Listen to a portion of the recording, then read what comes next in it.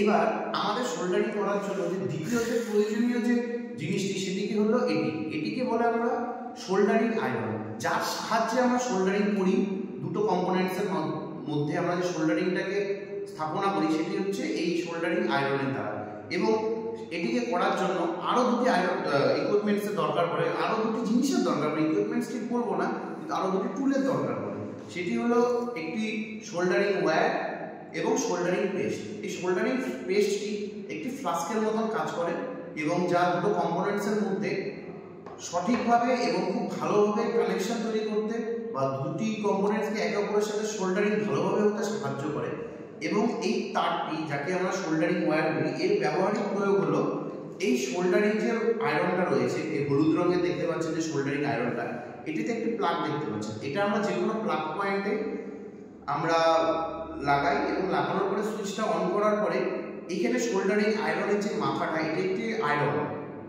এই আয়রনটা, এই মেটালটা গরম হয় এবং গরম হওয়ার ফলে যখনই এতটা গরম হয়ে যায় যে এই সোল্ডারিং ওয়্যারটাকে গলাতে পারে, এই সোল্ডারিং ওয়্যারের মাথাটাকে গলাতে পারে, তখনই আমরা কি করি, দুটো যে ইসে রয়েছে, দুটো যে কম্পোনেন্টস রয়েছে, দুটো কম্পোনেন্টসের মধ্যে আমরা এই সোল্ডারিং ওয়্যারটা জুড়ি।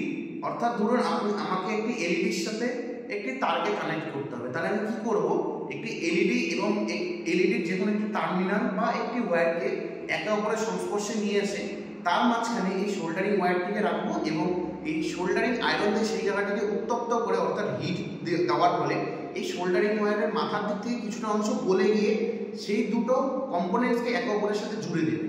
এবং তার এই সোল্ডারিং ওয়্যারটিকে গলানোর আগে আমরা এই সোল্ডারিং আয়রনের মধ্যে কিছুটা পরিমাণে সোল্ডারিং পেস্ট, যেটি একটু ফ্লাস্কের মতন করে কাজ করবে, সেটিকে একটু লাগিয়ে নিব। তার ফলে কি হবে, যে সোল্ডারিংটা সম্পূর্ণভাবে এবং ভালোভাবে হবে এবং তাদের মধ্যে যে বিভিন্ন রকমের যে কারেন্ট বা ভোল্টেজের যে ফ্লোটা থাকবে সেটা অব্যাহত থাকবে এবং আমাদের সার্কিটটি এরকম করে একে অপরের সাথে কম্পোনেন্টকে জুড়ে জুড়ে সোল্ডারিং এর মাধ্যমে তৈরি করব।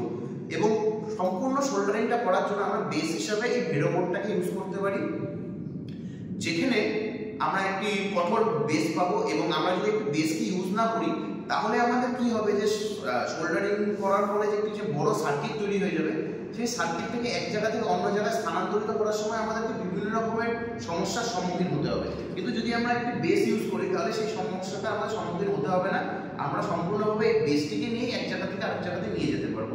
তো আশা করি আজকের ভিডিওটিতে আপনারা বুঝতে পারলেন যে আমরা সোল্ডারিং কেন করি এবং সোল্ডারিং করার জন্য আমাদের ভেরো বোর্ড বা সোল্ডারিং ফ্লাস্ক বা সোল্ডারিং ওয়্যার বা সোল্ডারিং এই যে আয়রনটি রয়েছে এর ব্যবহারিক প্রয়োগ।